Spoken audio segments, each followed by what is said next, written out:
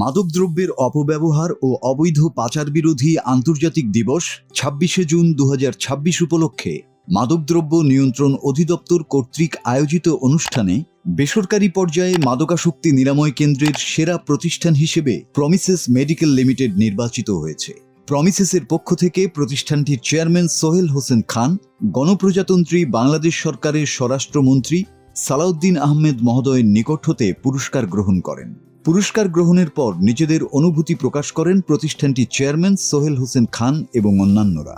I'm really grateful that আমাদের Bangla TV আমাদের সাথে আছে এবং সবসময় ছিল, এক দশক হয়ে গেছে।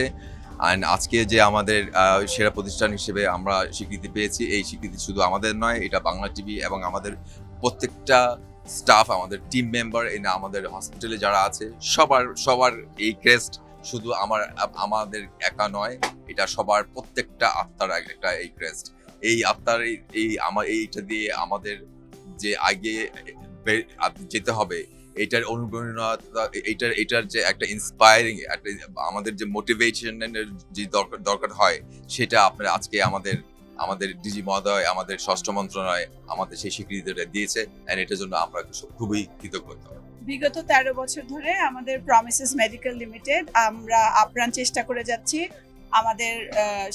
আমাদের সেবার মানকে আরো উন্নত করার জন্য এবং সরকারের নির্দেশিত পথে যাতে আমরা ঠিক করে চলতে পারি, সেই জন্য আমরা আপ্রাণ চেষ্টা করে যাচ্ছি, আগামীতেও করব। এবং এই পুরস্কারের জন্য আমরা অত্যন্ত কৃতজ্ঞ এবং গর্বিত। আমরা এই সম্মান ধরে রাখতে চেষ্টা করব।